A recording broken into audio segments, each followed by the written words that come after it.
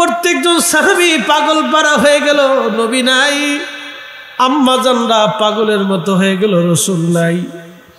নবী বিহনে আমরা কি করে হুজরায় কাটাবো? কিতাবের মধ্যে আসছে আম্মা জান আয়েশা সিদ্দিকার সামনে যখন সাহাবীরা ভালো ভালো খাবার এনে দিতেন, তিনি সামনে খাবারগুলি নিয়ে বসতেন। ঠিক এমন সময় আম্মা জান চোখের পানি ফেলে ফেলে কাঁদতেন। সাহাবীরা জিজ্ঞেস করলো, মা আপনি কাঁদেন কেন? আম্মা জান বলতেন, সাহাবীরা রে, তোমরা আমার সামনে ভালো খাবার দিয়েছো, এমন দিন গেছে আমার নবীর ঘরে চুলায় আগুন জ্বলে নাই। আমি রাসূলকে নিয়ে না খেয়ে থাকছি, কতদিন একটা খেজুর খেয়ে আমাদের জীবন পার হয়েছে। জিবরাইল আলাইহিস সালাম দাঁড়ানো আছেন, নবীজি ইজাজত দিলেন, ভিতরে ঢুকলেন। হযরত জিবরাইল সালাম দিয়ে বলেন, ইয়া রাসূলুল্লাহ, আমার রব আমাকে পাঠিয়েছেন। আল্লাহ যদিও জানেন সব আল্লাহ রব্বুল আলামিন, এই মাইক একভাবে রাখেন, সব আল্লাহ জানে। হুজুর, রব্বুল আলামিন সব জানে, আল্লাহ পাঠিয়েছেন আমাকে আপনার খোঁজ খবর নেওয়ার জন্য। আপনার এখন কেমন লাগে বলেন? নবীজি বললেন, জিবরাইল, আমার পেরেশানি লাগে, বড় অসুস্থতা লাগে, ভালো লাগে না। জিবরাইল ওই দিনের জন্য চলে গেলেন।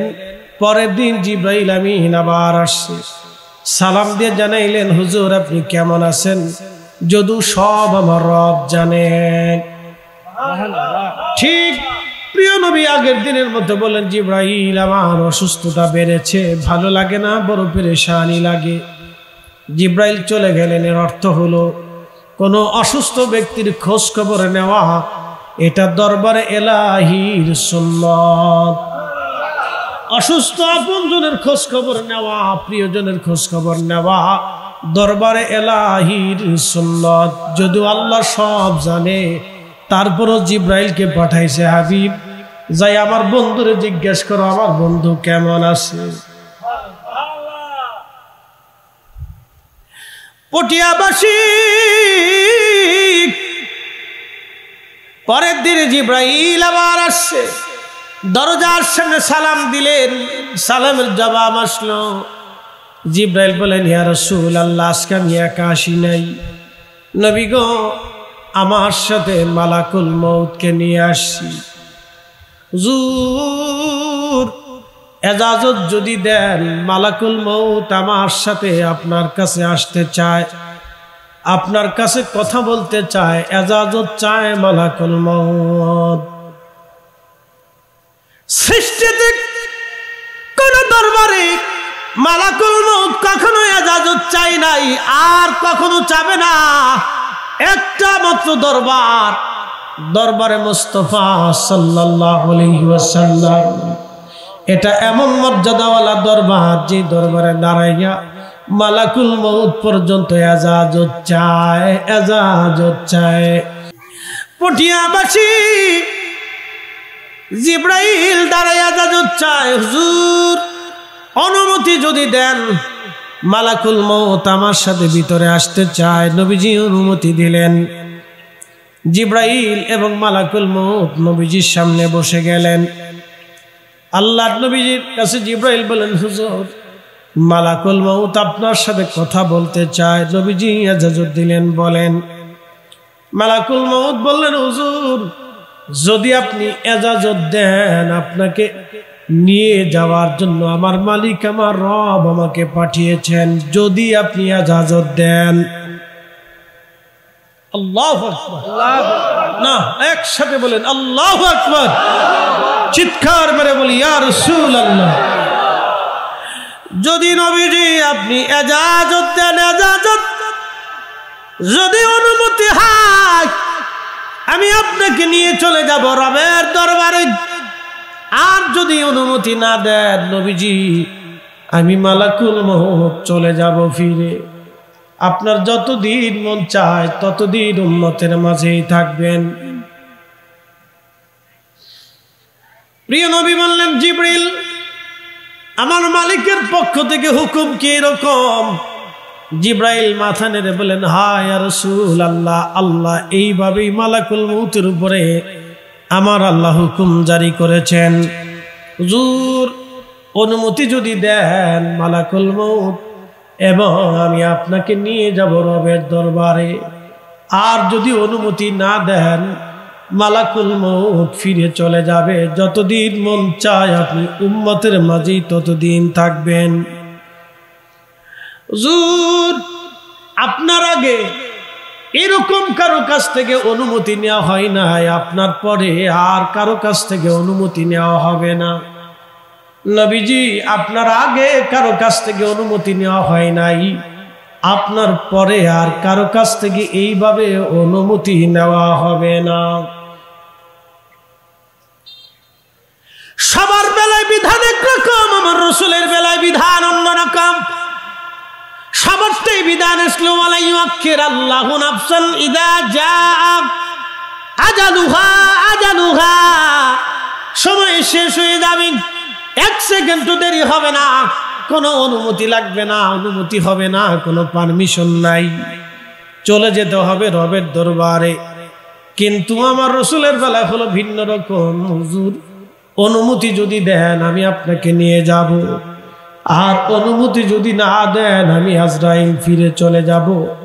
আপনার আগে আপনার পরে এইভাবে কারো কাছ থেকে কোনোদিন অনুমতি নেওয়া হয় নাই, আর কোনোদিন কারো কাছ থেকে অনুমতি নেওয়া হবে না।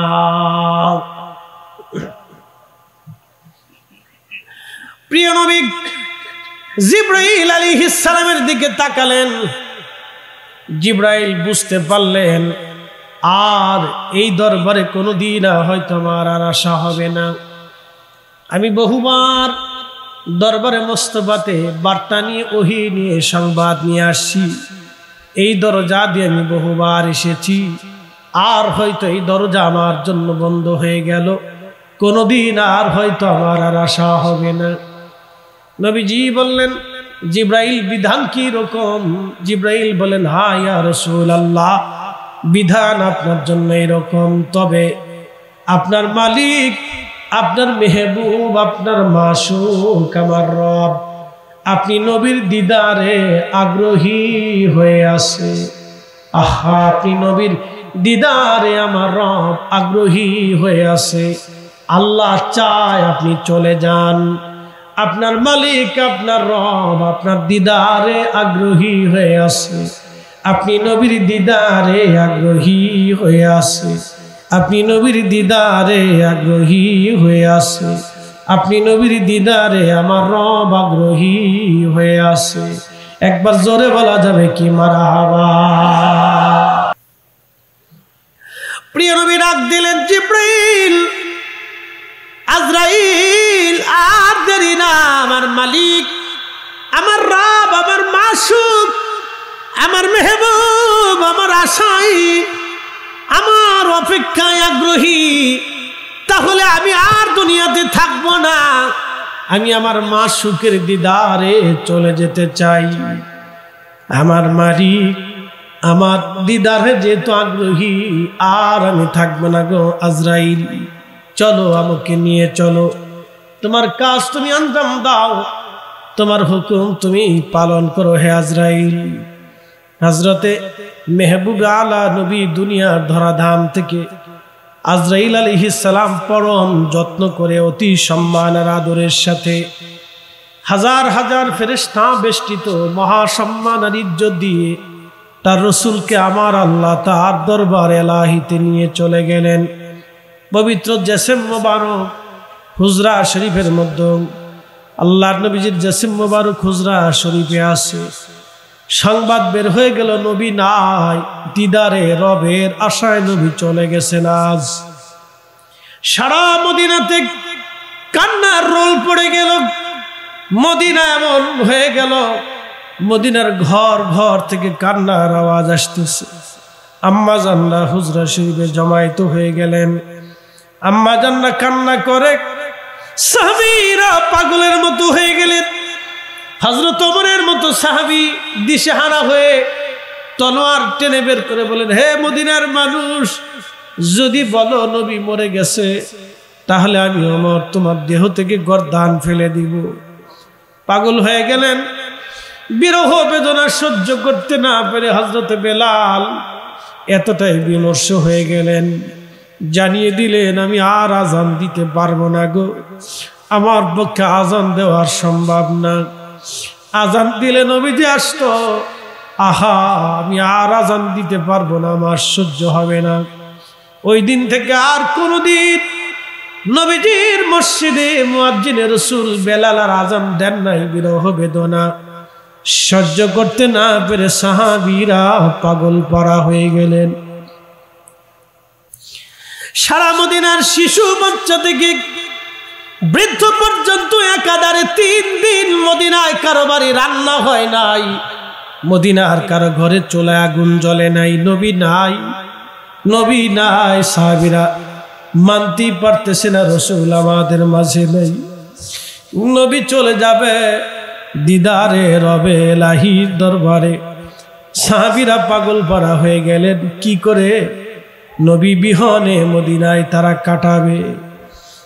রাসূল বিহনে, নবী বিহনে, রাসূল বিহনে, সাহাবীরা মদিনাতে কেমনে কাটাবে রে। সাহাবীরা পাগল পারা হয়ে গেলেন। নবীজির উট ছিল কাসওয়া, এই উটের পিঠে চড়ে নবী হিজরত করেছিলেন। এই উটের পিঠে চড়ে মক্কা বিজয় করেছিলেন। এই উটের পিঠে চড়ে তাবুকের জিহাদে গিয়েছিলেন। এই উটের পিঠে চড়ে মদিনার অলিগলি বহু দূর দূরান্ত পথ অতিক্রম করে নবীজি কালেমার দাওয়াত দিয়েছিলেন। প্রিয় নবী বলতেন, উট আমাকে ভালোবাসে, কাসওয়া আমি কাসওয়াকে ভালোবাসি। কিয়ামতের মাঠে আমি আমার কাসওয়ার পিঠে চড়ে কাসওয়াকে নিয়ে আমি নবী জান্নাতে চলে যাব। আমি নবী কাসওয়ার পিঠে চড়ে কাসওয়াকে নিয়ে জান্নাত। এই কাসওয়া উট রাসূল বিরহে, নবী বিরহে পাগল পারা হয়ে কাসওয়া পাগল পারা হয়ে গেল। একটা প্রাণী বিরহ বেদনা সহ্য করতে না পেরে মানুষের মতো কান্না শুরু করে দিল। সে একাধারে 3 দিন কাসওয়ার কান্না কেউ বন্ধ করতে পারে নাই।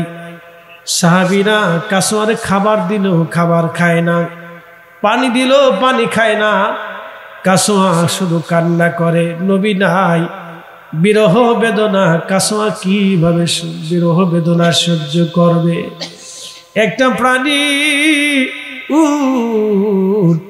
নবীর বিরহ বেদনা সহ্য করতে না পেরে 3 দিন কান্না করার পরে এই কাসওয়া কুয়ার ভিতরে ঝাঁপিয়ে পড়ে আত্মহুতি দিয়ে দিল। দরবারে রবের এলাহির দরবারে চলে গেল। বিরহ বেদনা এত কঠিন, ইশকে রাসূল এত বড় কঠিন। দরবারে মুস্তাফার ইশক, দরবারে মুস্তাফার ইশক, ইশকে রাসূল দলিল দিয়ে হয় না, দলিল দিয়ে হয় না, দলিল দিয়ে হয় না, দলিল দিয়ে হয় না। অনেক লেখাপড়া জানলে ইশকে রাসূল হয় না, অনেক মেধা হলে ইশকে রাসূল হয় না, অনেক কোরআন হাদিস জানলেও ইশকে রাসূল হয় না। আল্লাহ যাকে কবুল করে তার কলিজার মধ্যে ইশকে রাসূল আল্লাহ দিয়ে দেয়।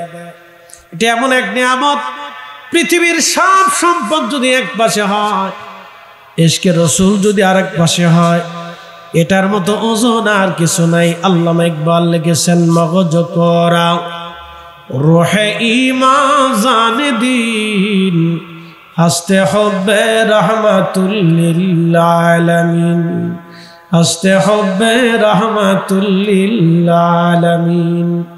কোরআনের মগজ বলো, ঈমানের রূহ বলো, ধর্মের প্রাণ বলো, সবকিছুর মূল নবীজির ভালোবাসা। আমার পীর ও মুর্শিদ বলতেন, বাবারে রাসূলের মহব্বত যার অন্তরে বেশি তার ঈমান বেশি। যার অন্তরে আল্লাহর হাবিবের মহব্বত নাই তার ঈমান বলে কোনো সম্পদ নাই, সে সারাসার বেঈমান। এই জন্য বহু মানুষ কালমা পড়নে বলা হলেও বেঈমান হয়ে কবরে চলে যাবে, শুধু ইশকে রাসূল না থাকার জন্যে। পটিয়ার মুসলমান কাসওয়া উট পাগল পারা হয়ে বিরহ বেদনা সহ্য করতে না পারে চলে গেল। সাহাবীরা পাগল পারা হয়ে গেল। একমাত্র হযরত আবু বকর তিনি স্থির ছিলেন, কারণ তিনি মুরব্বী। তিনি ব্যতীত সব সাহাবী পাগলের মতো হয়ে গেলেন। নবী নাই, কি করে সহ্য করা যায়, কেমনে মানি, রসুল নাই। আহা, 3 দিন পর্যন্ত মদিনায় কোনো বাড়ি রান্না হয় নাই, খাওয়া দাওয়া হয় নাই। এমনকি তারিখের মধ্যে এসেছে মদিনার ছোট্ট ছোট্ট বাচ্চারা পর্যন্ত খাওয়া দাওয়া ছেড়ে দিল। মদিনার ছোট্ট কোলের শিশুর বাচ্চা পর্যন্ত বিরহ বেদনা সহ্য করতে না পারে মায়ের স্তনের দুধ খাওয়া বন্ধ করে দিল। এত কঠিন বিরহ বেদনা, এত কঠিন। প্রত্যেকজন সাহাবী পাগল পারা হয়ে গেল, নবী নাই। আম্মা জানরা পাগলের মতো হয়ে গেল, রসুল নাই। নবী বিহনে আমরা কি করে হুজরায় কাটাবো? কিতাবের মধ্যে আসছে আম্মা জান আয়েশা সিদ্দিকার সামনে যখন সাহাবীরা ভালো ভালো খাবার এনে দিতেন, তিনি সামনে খাবারগুলি নিয়ে বসতেন। ঠিক এমন সময় আম্মা জান চোখের পানি ফেলে ফেলে কাঁদতেন। সাহাবীরা জিজ্ঞেস করলো, মা আপনি কাঁদেন কেন? আম্মা জান বলতেন, সাহাবীরা রে, তোমরা আমার সামনে ভালো খাবার দিয়েছো, এমন দিন গেছে আমার নবীর ঘরের চুলায় আগুন জ্বলে নাই। আমি রসুলকে নিয়ে না খেয়ে থাকছি, কতদিন একটা খেজুর খেয়ে আমাদের জীবন পার হয়েছে। আমি সেই দিনের স্মৃতিগুলি মনে করে কাঁদি। আমি দরবারে মুস্তাফার স্মৃতিগুলি মনে করে কাঁদি গো সাহাবীরা রে। আহা, সাহাবীরা পাগল পরা হয়ে গেলেন, রসুল নাই, কেমনে তারা মানবেন? এইভাবে প্রত্যেকজন সাহাবী পাগলের মতো হয়ে গেলেন। শেষ পর্যন্ত হযরত বেলাল মুয়াজ্জিনে রসুল বরদাস্ত করতে পারেন নাই, বিরহ বেদনা সহ্য করতে না পেরে মদিনার থেকে চলে যাওয়ার সিদ্ধান্ত নিলেন। কারণ দেখবেন কিছু কিছু সন্তান আছে মারা যাওয়ার পরে মা দেখবেন মা বাবার সন্তানের কবরের পাশে দাঁড়ায় থাকে।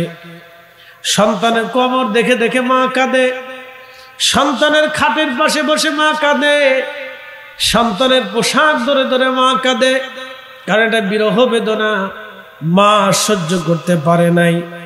সন্তান মা থেকে জুদা হয়েছে, মা বরদাস্ত করতে পারে নাই, সন্তান কি করে আমার থেকে জুদা হয়?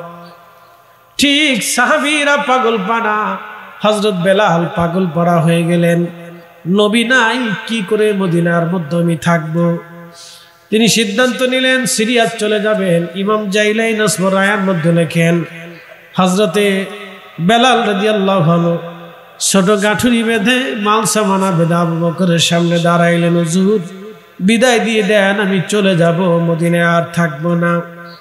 কেন রে বেলাল, তোমাকে না বললাম মদিনায় তুমি মসজিদে নববীতে আযান দাও? হযরত বেলাল ডেকে বললেন, আবু বকর রে, তুমি আমাকে কিনেছিলা, গোলামি থেকে আজাদ করেছিলা, নিজের জন্য না ইসলামের জন্য বলে, দিনের জন্য।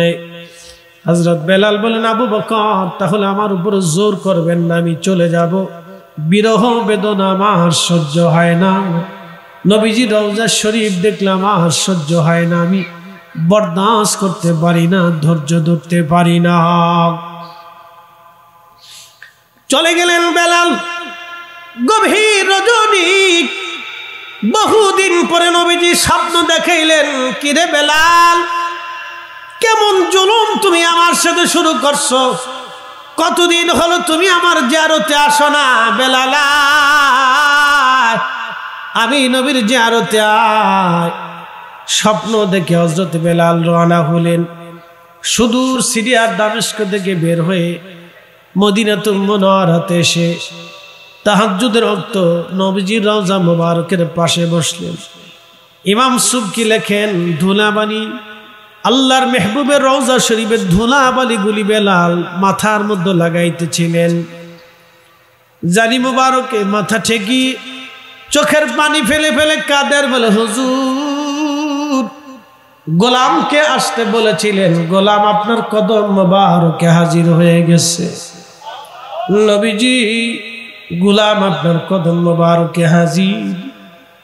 তখন মুয়াজ্জিন আসছে আযান দেওয়ার জন্য, ডেকে বলেন, হে সাহাবীরা শুনছো? নবীর মুয়াজ্জিন বেলাল আমাদের মাঝে আসছে।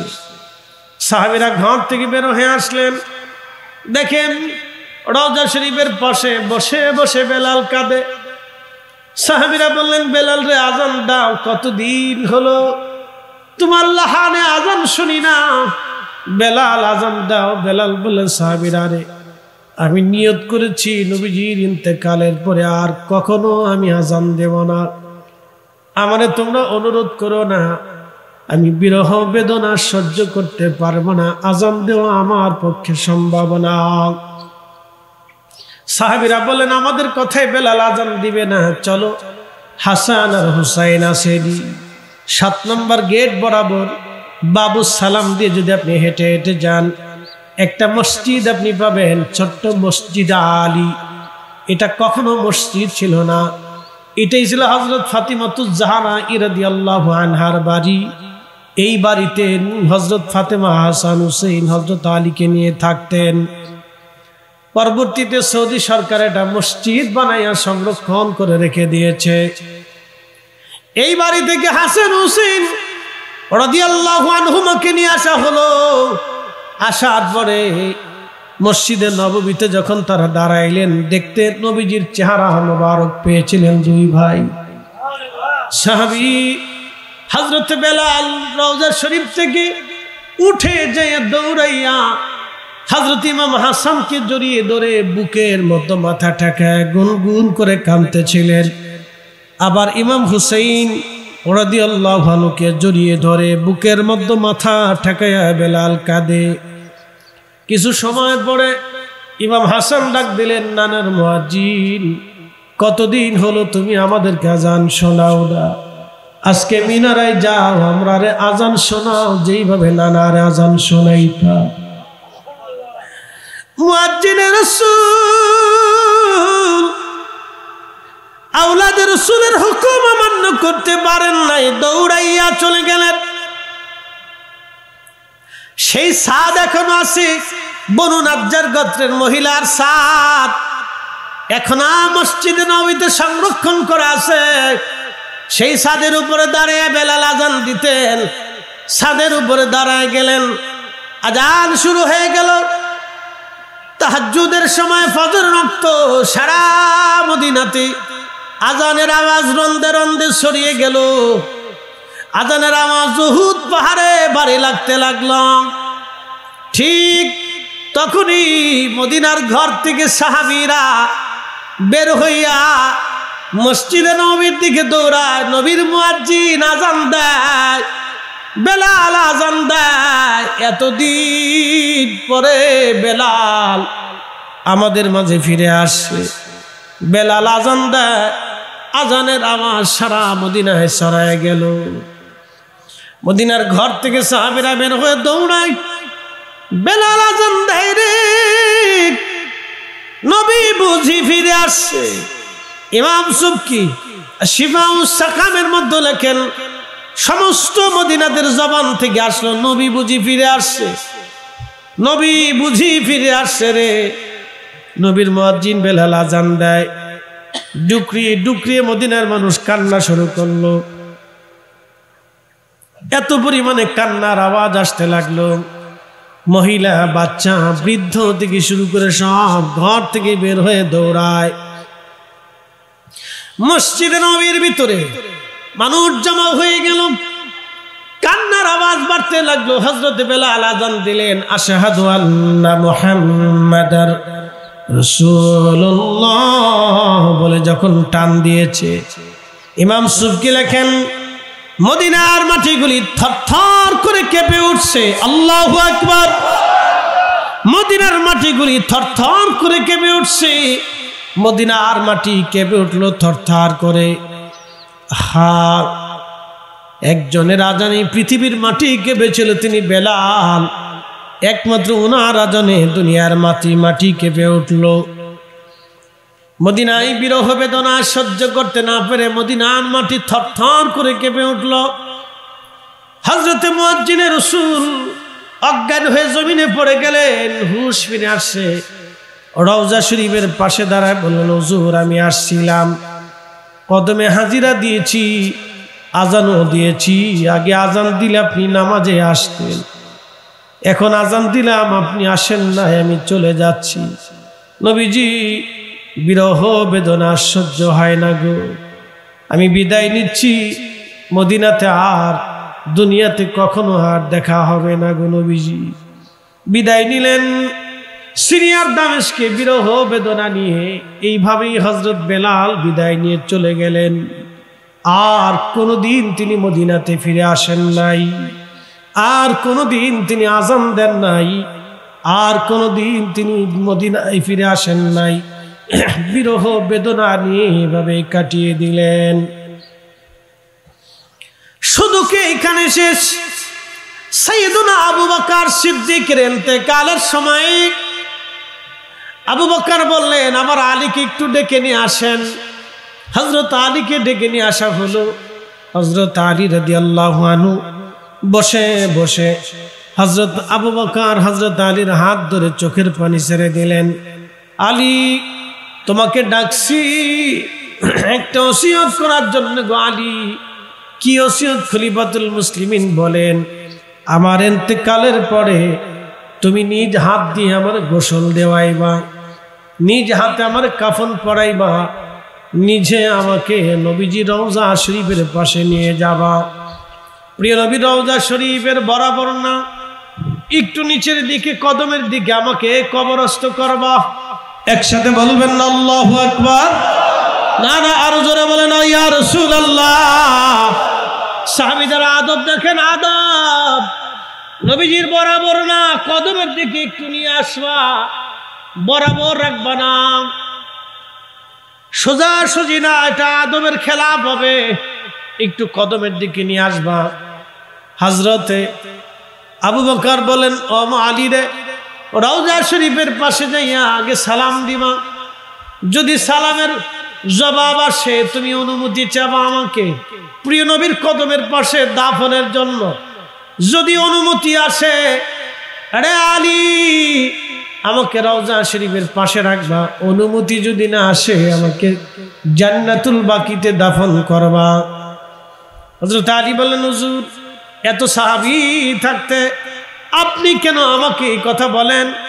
হযরত আবু বকর ডাক দিয়ে বলেন, আলী রে, আমি জানি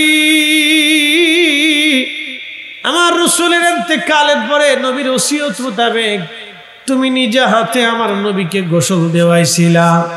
একসাথে জোরে বলবেন কি মারহাবা।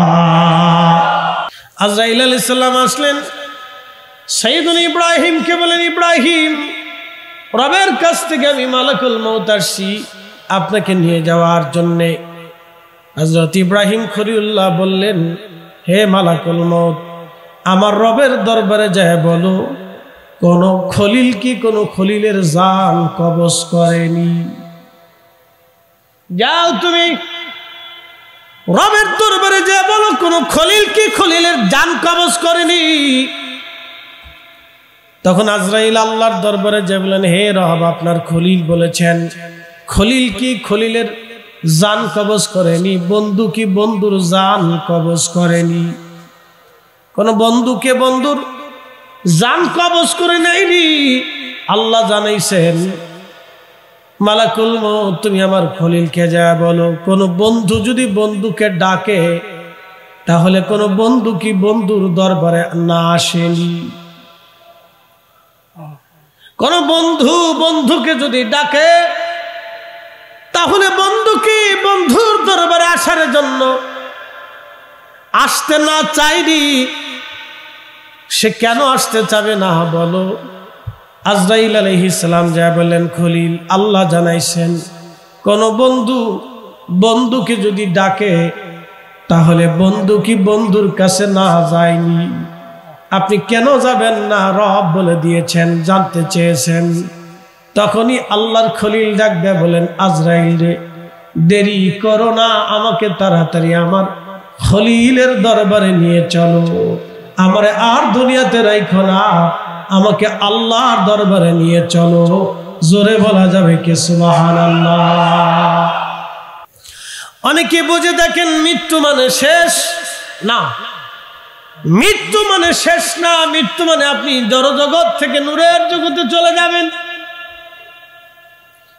আর একটা জগতে আপনি চলে যাবেন, এটার নাম আলমে বারজাখ, কবরের জগতে আপনি চলে যাবেন। হয় ইল্লিয়িনে না হয় সিজ্জিনে আপনি চলে যাবেন, আল্লাহর দরবারে আপনি চলে যাবেন। দুইটা জগৎ আসবে, হয় সুখময় অথবা অশান্তির জায়গা হবে নরকে জাহান্নামে, হয় জান্নাতে না হয় জাহান্নামে। আলমে বারজাখের জগতে চলে যাবেন, আমার রবের দরবারে চলে যাবেন। আপনি যেখান থেকে এসেছেন আপনি সেখানেই চলে যাবেন, ওই রবের দরবারে চলে যাবেন। এটার নাম হচ্ছে মৃত্যু। আল্লাহ ডাক দিলেন, কুল, হুজুর আপনি বলে দেন, ইন্নাল মাউতাল্লাযী তাফিরুনা মিনহু ফাইন্নাহু মুলাকীকুম। আমার রব জানাইলেন, হাবিব আপনি বলুন, কুল নবীজি আপনি বলিয়া দেন, ইন্নাল মাউতাল্লাযী তাফিরুনা মিনহু ফাইন্নাহু মুলাকীকুম। নবীজি বলে দেন, আমার বান্দারা মৃত্যু থেকে পালায়, মৃত্যু থেকে পালায়। দেখবেন রাস্তাঘাটে আমরা পাগলের যখন হরেন মারি, পাগলও রাস্তা থেকে চলে যায়, সেও মৃত্যু থেকে বাঁচার চেষ্টা করে। দেখবেন একটা কুকুর গাড়ির সামনে আসলে দৌড়ায় পালায়, সে মৃত্যু থেকে বাঁচার চেষ্টা করে। একটা বন্য প্রাণী সে পালায়, সেও মৃত্যু থেকে বাঁচার চেষ্টা করে। যেই সাপের আঘাতে কামড়ে মানুষ মারা যায়, সেই সাপও মৃত্যু থেকে পালানোর জন্য দৌড়ায়। বনের হিংস্র প্রাণী সবচাইতে শক্তিশালী সিংহ, বনের রাজা যাকে বলা হয়, মৃত্যু থেকে সেও পালায়। সৃষ্টির সবচাইতে শক্তিশালী প্রাণী তিমি মাছও মৃত্যু থেকে পালায়। নবীজি আপনি বলেন আমার বান্দাদেরকে, মৃত্যু থেকে তারা পালায়। এই মরণ থেকে বাঁচার জন্য তারা বড় বড় ডাক্তারের কাছে যায়, বড় বড় ওঝার কাছে যায়, কবিরাজের কাছে যায়, বড় বড় চিকিৎসকের কাছে যায়, বাঁচার জন্য যায়। আল্লাহ ডাক দিলেন, হাবিব উম্মতকে জানায় দেন, বান্দাকে জানান, ফাইন্নাহু মুলাকীকুম, এই মরণ তার সাথে মোলাকাত করবে, এ মালাকুল মউত তার সাথে মোলাকাত করবে, এ মালাকুল মউত তার সাথে মোলাকাত করবে, এ মালাকুল মউত তার সাথে মোলাকাত করবে। মৃত্যু তার সাথে মোলাকাত করবে। সুম্মা তুরাদ্দুনা ইলা আলিমিল গায়বি ওয়াশ শাহাদাত, অতঃপর এরপরে সে এমন একজন মালিকের দরবারে চলে যাবে যে মালিক, তার জীবনের প্রকাশ্য অপ্রকাশ্য সব আমার আল্লাহ জানে। আপনি বলে দেন, আমি বান্দার সব কিছুই জানি। কিরামান কাতিবিনা ইয়ালামুনা মা তাফআলুন।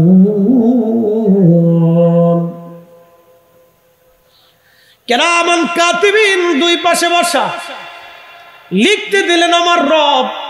তারা সব সময় লিখে আপনি কোথায় কি করেন, আপনার চোখ দিয়ে কি করেন, জবান দিয়ে কি করেন, আপনার হাত দিয়ে কি করেন, পা দিয়ে কি করেন, আপনি কতটুকু নেকি করেন।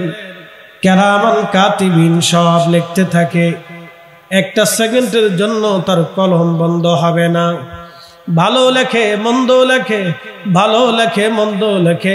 আল্লাহ জানাইলেন, হাবিব উম্মতকে জানান, কিরামান কাতিবিনা ইয়ালামুনা মা তাফআলুন, এরা জানে তুমি যা করো। কিরামান কাতিবিন সব জানে, তুমি যা করো কিরামান কাতিবিন সব জানে। কিরামান কাতিবিন লিখতে থাকে। পালানোর কোনো রাস্তা নাই, পালানোর কোনো সুযোগ নাই। আল্লাহ ডাক দিলেন, ইয়া মাশারাল জিন্নি ওয়াল ইনসি ইন ইসতাতাতুম আন তানফুযু মিন আকতারিস সামাওয়াতি ওয়াল আরদি ফানফুযু লা তানফুযুনা ইল্লা বিসুলতান।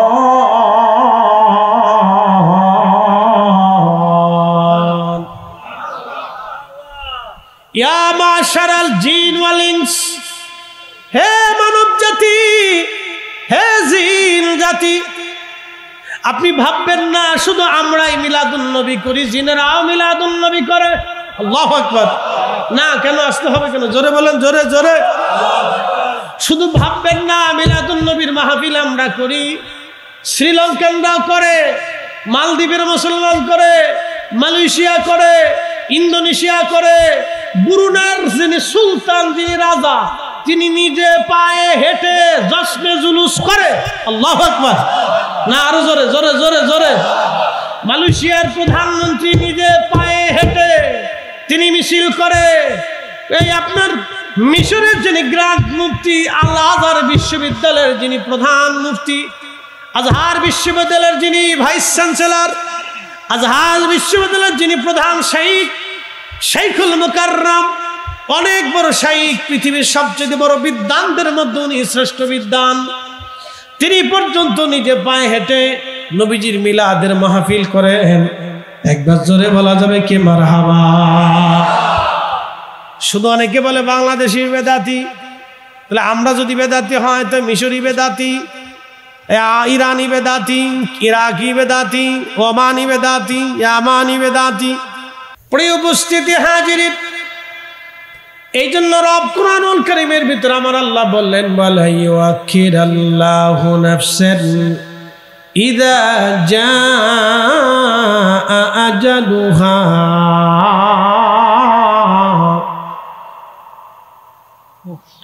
রে বান্দা, সময় তোমার শেষ, এক সেকেন্ড তো তোমাকে দেওয়া হবে না আর বাড়তি। দুনিয়ার থেকে তুমি চলে আসবে, চলে আসার পরে তুমি আর ফিরে যেতে পারবে না, তুমি আর কোনোদিন যেতে পারবে না।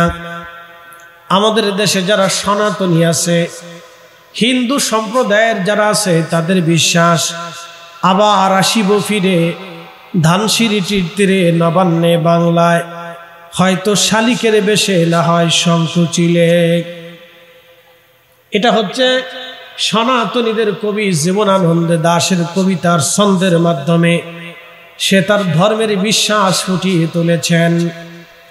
যেমন আমাদের পৃথিবীর অনেক বড় বড় মুসলিম কবি যারা, তারাও ছন্দের মাধ্যমে আমাদের ধর্মের কথা তিনারা ফুটিয়ে তুলেছেন। কাজী নজরুল লিখেছেন, আমি যদি আরব হতাম মদিনারি পথ, সেই পথ দিয়ে হেঁটে যাইতেন নূর নবী হযরত, নূর নবী হযরত। কবিতার ছন্দে বেলায় কাজী নজরুল ধর্মের কথাগুলি তিনি ফুটিয়ে দিয়েছেন। কবি জীবনানন্দ দাশ লিখেছেন, আবার আসিব ফিরে ধানসিঁড়িটির তীরে নবান্নে বাংলায়, হয়তো শালিকের বেশে, না হয় শঙ্খচিলে। সে বুঝাইতে চায় ভগবান আমাকে আবার দুনিয়াতে পাঠাবে, হয়তো শালিকের বেশে, নতুবা শঙ্খচিলে হয়ে আমি আবার তোমাদের মাঝে বাংলায় ফিরে আসব। তাদের বিশ্বাস যদি মানুষ দুনিয়াতে ভালো কাজ করে তাহলে ভগবান আবার দুনিয়াতে পাঠাবে, ভালো মানুষ বানায় পাঠাবে, অথবা সুন্দর পাখি বানায় পাঠাবে, অথবা জমিদার জ্ঞানী করে ভগবান আবার দুনিয়াতে পাঠাবে। আর যদি কেউ খারাপ কাজ করে তাহলে দুনিয়াতে ভগবান তাকে শিয়াল কুকুর করে দুনিয়াতে আবার পাঠাবে। এটা তাদের ধর্মের বিশ্বাস। তারা হলো পুনর্জন্মে বিশ্বাসী। আমরা পুনর্জন্মে বিশ্বাসী না, আমরা পুনরুত্থানে বিশ্বাসী।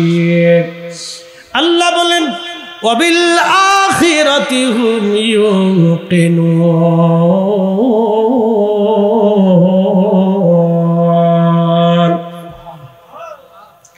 আমার রব বললেন, তোমরা আখিরাতে বিশ্বাসী হও, তোমরা আখিরাতে বিশ্বাসী হও।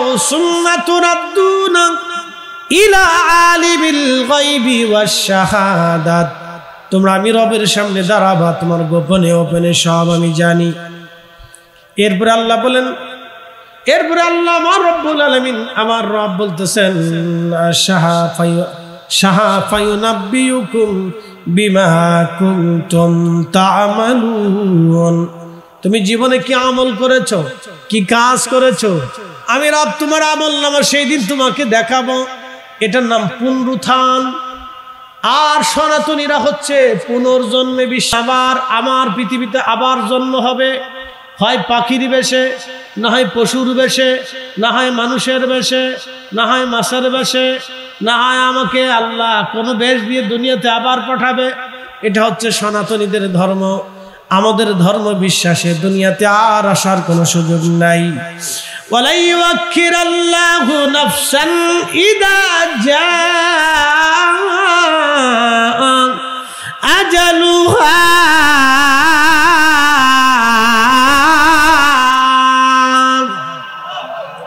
আমাদের আর আসার সুযোগ নেই। আমার রব বলে দিলেন তোমরা আর আসতে পারবে না। অর্থাৎ আমরা পুনরুত্থানে বিশ্বাসী। তবে নবীদের একটা হালত আছে, এটার হালতের নাম হলো রুহানি হালত। এই রুহানি হালতে আল্লাহ নবীদেরকে একটা সুযোগ দেন। বলে সুযোগ কি? তামাম দুনিয়া তারা তাসাররুফ করতে পারেন, কিন্তু শরীয়তে আর দেখা হবে না। মানুষ কবরে যখন আপনি যান তখন কবরের পাশে দাঁড়ায় সালাম দেন, আসসালামু আলাইকুম ইয়া আহলাল কবর। হে কবরবাসীরা, তোমাদের উপরে আল্লাহর পক্ষ থেকে শান্তি বর্ষিত হোক। আপনি যখন সালাম দেন, কবরওয়ালার আপনার সালাম শুনে আপনার সালামের জবাব তারা রুহের জগৎ থেকে দিয়ে দেয়। একসাথে বলবেন আল্লাহু আকবার। রুহের জগৎ থেকে কবরওয়ালার সালাম আপনার উত্তর দিয়ে দেয়। আপনি যখন জিয়ারতে দাঁড়ান মায়ের কবরের পাশে, মা আপনাকে দেখে কিন্তু আপনি মাকে দেখেন না। মা আপনার কথা শুনে কিন্তু আপনি মার কথা শোনেন না। আপনি কোনো অলির মাজারে যাইয়া যদি জিয়ারতে দাঁড়ান, ওই অলি আপনাকে দেখে, আপনার কথা শুনে, কিন্তু আপনি শুনেন না। তবে তারা শুনে যাদের কাশ জিন্দা। একসাথে বলবেন আল্লাহু আকবার। তাদের কথাও শোনা যায় যদি কাশ জিন্দা হয়। হযরত মুসা কালিমুল্লাহ দরবারে এসে হযরত আজরাইল আলাইহিস সালাম এসে বললেন, সালাম দিলেন, ওগো আল্লাহর নবী, আল্লাহ আমাকে আবার পাঠিয়েছেন একটা বার্তা দেওয়ার জন্য। আপনি একটা গাভীর উপরে হাত দিবেন, হাত দেওয়ার পরে আপনার হাতের নিচে যত পশম আছে, যে কয়টা পশম পড়বে, এক একটা পশমের বিনিময়ে আপনাকে 1 বছর হায়াত হবে। মুসা নবী বললেন, হে আজরাইল, তারপরে কি হবে? বলে, হুজুর, তারপরেও মরণ আসবে। মৃত্যু থেকে আপনি পালাতে পারবেন না, তারপরেও মরণ আসবে, আপনাকে চলে যেতে হবে, থাকা যাবে না। মুসা আলাইহিস সালাম বলেন, আজরাইল, যেহেতু দুনিয়াতে থাকার সুযোগ নাই, তাহলে আর দেরি করো না, আমাকে নিয়ে চলো, আমি রবের দরবারে চলে যাব, আর থাকবো না। সাইয়েদনা মুসা কালিমুল্লাহ আল্লাহর দরবারে চলে গেলেন। হাজরাতে জিবরিল আমিন আমার রাসূল কারীমের দরবারে আসলেন, মেহবুবে আলার দরবারে আসলেন। যদি কোনোদিন মদিনাতে যান, রওজা শরীফ আপনি দেখবেন, যেখানে রওজা শরীফ, এই রওজা শরীফ ছিল আল্লাহর নবীজির হুজরা মোবারক। কিবলামুখী হয়ে রওজা শরীফের বাম পাশে আপনি একটা দরজা দেখবেন, এই দরজাকে বলা হয় বাবে জিবরাইল। এই দরজা দিয়ে জিবরাইল আলাইহিস সালাতু ওয়াস সালাম আসতেন। ওই দরজার পাশে দাঁড়াইয়া জিবরাইল সালাম দিলেন, আসসালামু আলাইকা ইয়া রাসূলুল্লাহ। নবীজি, আমি জিবরাইল আসছি, অনুমতি দিলে ভিতরে আসবো। হযরত নবী শীষ ডেকে বলেন, আব্বাজান, আমি তো লা ইলাহা ইল্লাল্লাহ চিনলাম, কিন্তু মুহাম্মাদুর রাসূলুল্লাহ বুঝলাম না। এই নামটা কেন? এই নামের পিছনে আমি লাগাবো গো বাবা। আদম সফিউল্লাহ ডাক দে বলেন, বেটারে, তুমি জানো না আমি আদম আলাইহিস সালাতু ওয়াস সালাম জান্নাতের মধ্যে ছিলাম। জান্নাতের পাতায় পাতায়, জান্নাতের গাছে গাছে, জান্নাতের মোহনায় মোহনায়, নদীতে ঝর্ণায়, জান্নাতের পুরো বিল্ডিং গুলিতে, প্রাসাদ গুলিতে আর আরশে মুআল্লার উপরে লেখা আছে লা ইলাহা ইল্লাল্লাহু মুহাম্মাদুর রাসূলুল্লাহ সাল্লাল্লাহু আলাইহি ওয়াসাল্লাম। কে দিয়ে বুঝাবো আপনাকে? জান্নাতের হুরেদের কপালে কপালে গিলমানদের চোখের মনিতে মনিতে ওই নবীর নাম। বেটা শীষ লা ইলাহা ইল্লাল্লাহর পর ওই জিকির খানাও তুমি আদায় করবা, নামটা উচ্চারণ করবা। শীষ রে, আমার রবের দরজা থেকে যখন আমি দুনিয়াতে এসেছিলাম, আল্লাহ জান্নাত থেকে আমাকে পৃথিবীতে নামাইলেন। এই জুদা হওয়ার কারণে 350 বছর ধরে আমি কেঁদেছিলাম, 350 বছর ধরে আমি কান্না করেছিলাম। 350 বছর ধরে কান্নার কারণে আদম সফিউল্লাহর চোখের পানি থেকে মুখের গোশতগুলি পচে গিয়েছিল। আর কেঁদে কেঁদে আদম সফিউল্লাহর চোখগুলি কালো হয়ে গিয়েছিল, কষ্ট হচ্ছিল আদমের। যেই দিন লক্ষ্য করলেন আদম আলাইহিস সালাতু ওয়াস সালাম, সেই দিন ভাবলেন, আহা, আমি তো 350 বছর ধরে কাঁদলাম, আমার কান্না তো রবের দরবারে মঞ্জুরিয়ত হলো না, মকবুলিয়ত হলো না। তাহলে আমি তো জান্নাতে আল্লাহ নামের পরে আর একটা নাম দেখেছিলাম, ও নামটা বড় দামি, ওই নামওয়ালা বড় ইজ্জতওয়ালা, বড় শানওয়ালা, বড় সম্মানওয়ালা। আদম সফিউল্লাহ বলেন, ইয়া রব, ওই নামের উসিলায় মুহাম্মাদুর রাসূলুল্লাহ সাল্লাল্লাহু আলাইহি ওয়াসাল্লামের উসিলায় আল্লাহ তুমি আমি আদম রে তোমার দরবারে কবুল করে নাও। একবার জোরে বলা যাবে কি মারহাবা?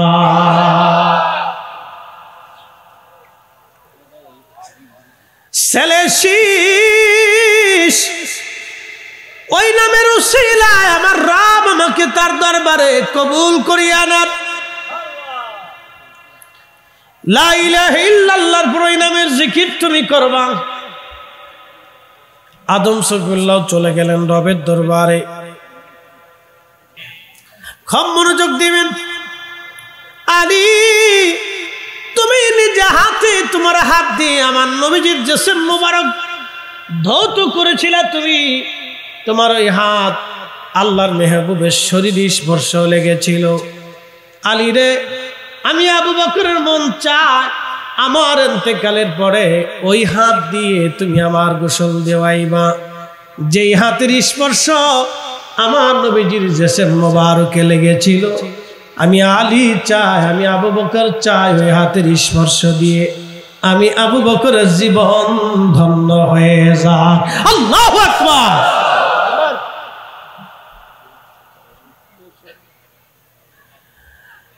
আপনি একটু বুঝেন তো, ইশকে রাসূলের সীমানা কত কত চমৎকার ছিল তাদের।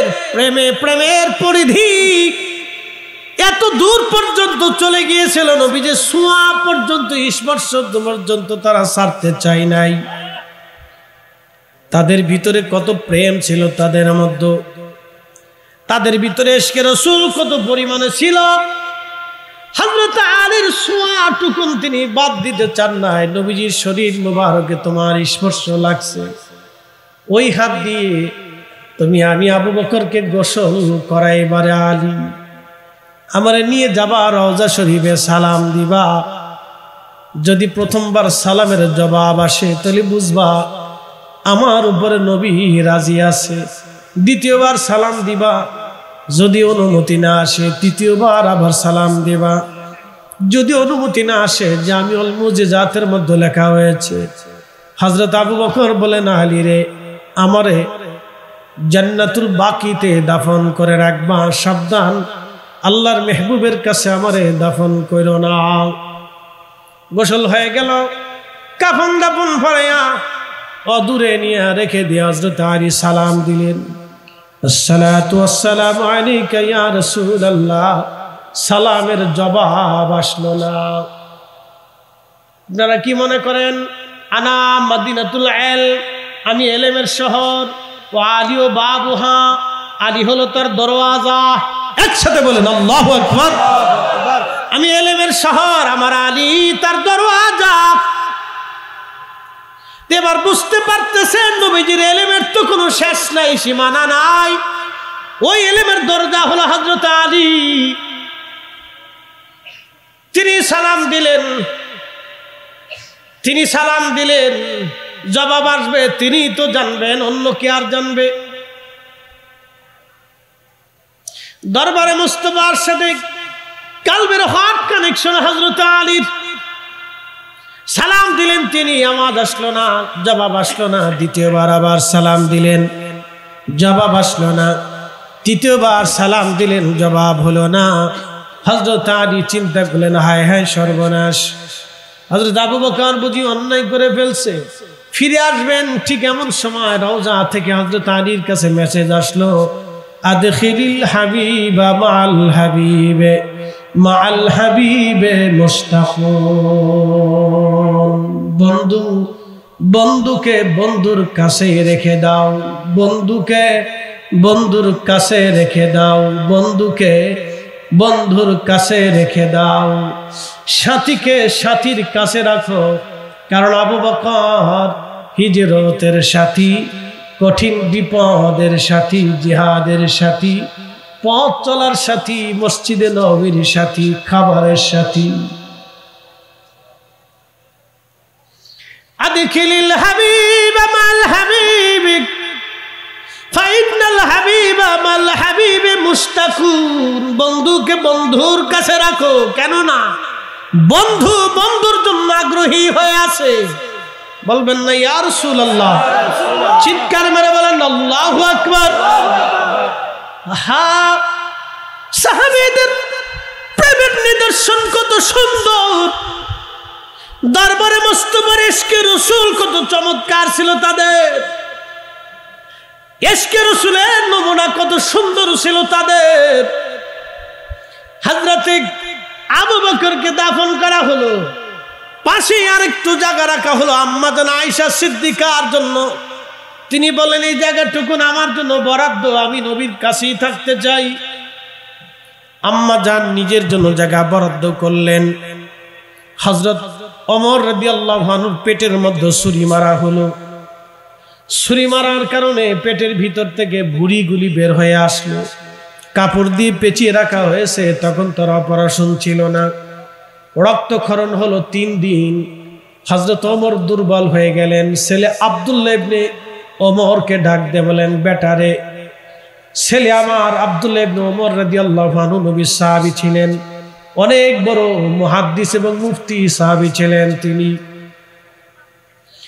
আব্দুল্লাহ ইবনে ওমরকে বললেন, ছেলে আমার তো সময় শেষ, আমি শহীদ হতে চলেছি, তুমি একটু আম্মা জানের কাছে যাও, উম্মাহাতুল মুমিনিন আয়েশা সিদ্দিকা রাদিয়াল্লাহু আনহার কাছে যাও। ছেলে আমার, আম্মা জানের কাছে দাঁড়াইয়া তুমি বলবা, খাত্তাবের বেটা ওমর আপনাকে সালাম দিয়েছেন, খাত্তাবের বেটা ওমর আপনাকে সালাম দিয়েছেন এবং আপনার খেদমতে ওই জায়গাটুকু নবীজির কদমে ভিক্ষা চেয়েছেন, যেই জায়গাটুকু আপনি আপনার নিজের জন্য বরাদ্দ করেছেন, ও জায়গাটুকু হযরত ওমর আপনার কাছে ভিক্ষা চায়। সাবধান বেটা, ছেলে আমার, আম্মা জানের কাছে দাঁড়ায় কিন্তু বলবি না খলিফাতুল মুসলিমিন, এই শব্দ কিন্তু উচ্চারণ করবি না, বলবি খাত্তাবের বেটা ওমর। আম্মা জানের দরজার পাশে দাঁড়িয়ে গেলেন হযরত আব্দুল্লাহ ইবনে ওমর। সালাম আরজ করে দাঁড়িয়ে দাঁড়িয়ে কাঁদতে লাগলেন। হযরত আম্মা জান আয়েশা বললেন, ও আব্দুল্লাহ, কাঁদো কেন? বলে, আম্মা জান, আমার আব্বা জান আপনার খেদমতে আমাকে পাঠিয়েছেন, বলেছেন খাত্তাবের বেটা ওমর আপনি আম্মা জানের কাছে একটু জায়গা বরাদ্দ চায়, ভিক্ষা চায়, যে জায়গাটুকুন আপনি আল্লাহর মেহবুবের কদমের পাশে আপনার নিজের জন্য বরাদ্দ রেখেছিলেন, আপনি যদি এজাজত দেন তাহলে খাত্তাবের বেটা ওমর ওইখানে আপনার নিজের জন্য কবর দেখতে চায়। আপনি যদি অনুমতি দেন, যদি জায়গাটুকু ওমরের জন্য ভিক্ষা দেন, বরাদ্দ দেন। হযরত আম্মা জান কেঁদে ফেললেন, আহা, নিজের জন্য যে জায়গাটুকুন রেখেছিলাম, ঠিক আছে, আমি হযরত ওমরের জন্য এই জায়গাটুকুন আমি আমার নিজের জায়গাটুকুন ওমরকে দিয়ে দিলাম। কত বিনয়ে, কত বিনয়ে খলিফাতুল মুসলিমিন আম্মা জানের কাছে বিনয়ের সাথে জায়গা ভিক্ষা চেয়ে বলতে, সাবধান, খলিফাতুল মুসলিমিন বলবি না, সাবধান, খলিফাতুল মুসলিমিনের পরিচয় দিবি না, বলবি খাত্তাবের বেটা ওমর আপনার খেদমতের জায়গাটুকুন ভিক্ষা চাইতেছে, যদি আপনি অনুমতি দেন। বুঝতে পারছেন? এটা দরবারে মুস্তাফার আদব। প্রত্যেক সাহাবী এইভাবে রাসূল করিম সাল্লাল্লাহু আলাইহি সাল্লামকে ভালোবাসতেন, হৃদয়ের গভীর থেকে তাকে তাজিম করতেন, তাজিম করতেন, ভয় পাইতেন, ভয় পাইতেন, রাসূল করিমের বারগাহকে ভয় পাইতেন। আর প্রেমের আশায় নেশায় পাগল পানা থাকতেন নবীর দরবারের মহব্বতে। নিজের দিলকে, জিন্দেগিকে, জীবনকে তারা উজাড় করে দিয়েছেন। আর আমরা বিতর্ক করি, দলিল খুঁজি, বেদাতের ফতোয়া মারতেছি। এই বেটা, ও রাসূল দুনিয়াতে আসছে, আমি খুশি হব না তো খুশি কে হবে? ওনার মহব্বতে আমি মাহফিল দিব না তো মাহফিল কে দিবে? জিন্দেগি যতদিন থাকবে রাসূলের আজকে মাহফিল মিলাদুন নবী ততদিন চলবে। কথা বলেন ঠিক না বেঠে?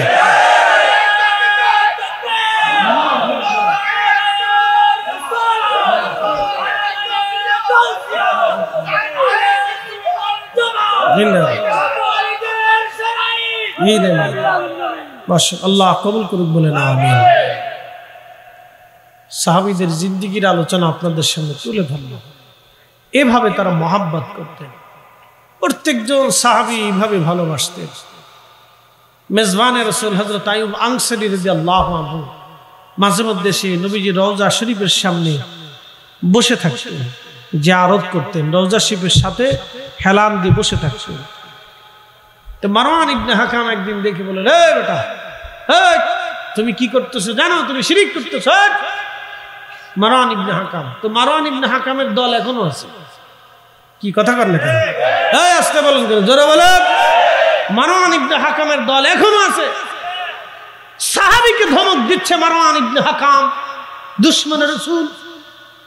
এই আল্লাহর বান্দা, কি করো তুমি জানো? এই তুমি শিরক করতেছো। তখন হযরতে আইয়ুব আনসারী রাদিয়াল্লাহু আনহু ফিরে তাকালেন। তখন মারওয়ান ইবনে হাকাম দেখে, হায় হায়, এ তো সাধারণ সাহাবী না, মেজবানে রাসূল, যাদের কথা তাওরাতে, জবুর, ইনজিলে লেখা আছে, যাদের মেহমানদারির কথা কিতাবে লেখা আছে, তিনি বসে আছেন।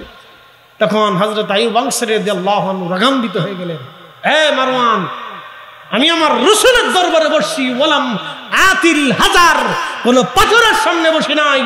আমি নবীর সামনে বসেছি, আমি কোন পাথরের সামনে বসি নাই। আমি দরবারে মুস্তাফাতে বসেছি, আমি নবীজির রওজা শরীফে বসেছি। ওয়ালাম আতিল হাজার, কোন পাথরের সামনে বসি নাই। আজকে ওরা কারা? নবীর জিয়ারতকে ইনকার করে, নবীর জিয়ারত থেকে মুসলমানদেরকে যারা সরাইতে চায়, ওরাই হয়েছে বর্তমান মারওয়ান ইবনে হাকামের অনুসারী। কথা বলেন ঠিক না বেঠে? মারওয়ান ইবনে হাকামের অনুসারী এখনো আছে, ওটা শেষ হয় নাই, কিয়ামত পর্যন্ত থাকবে। এই জন্য হক বেহক আপনাকে বুঝে কবরে যাওয়া জরুরি। অবশ্যই তো চলে যাবেন ওনার কাছে, সেই রবের কাছে যিনি আসমান সৃষ্টি করে অসংখ্য নক্ষত্র দিয়ে আর সূর্য চাঁদ দিয়ে সাজিয়ে রেখেছেন। না চাইতেই তিনি বৃষ্টি দেন। ফিরে তো ওনার কাছে যেতেই হবে। ওনার কাছে যেহেতু যেতেই হবে, অতএব মেহেশরে আল্লাহ রসুলের সামনে দাঁড়াইতে হবে, হাউজে কাউসারে নবীজির সামনে দাঁড়াইতে হবে, মিজানের সামনে রসুলের সামনে দাঁড়াইতে হবে, ফুলসিরাতের ঘাটে রসুল কারীমের সামনে দাঁড়াইতে হবে, কবরে রসুলের সামনে দাঁড়াইতেই হবে। অতএব আপনাকে নবীজির সামনে দাঁড়াইতে হবে। জান্নাতে গেলেও আল্লাহর মেহবুবের সামনে দাঁড়াইতে হবে। আপনাকে ডান হাত বাম হাতে আমলনামা দেওয়ার সময় মেহবুবে আলা নবীর সামনে দাঁড়াইতে হবে। রসুল ছাড়া, নবী ছাড়া উম্মতের নাজাতের কোনো রাস্তা নাই। কথা বলেন ঠিক না? আপনি কি দলিল দিবেন আমাকে মাহফিল বন্ধ করার জন্য? আপনার ওই সাতার দলিল আমাদের দেখার সময় নেই।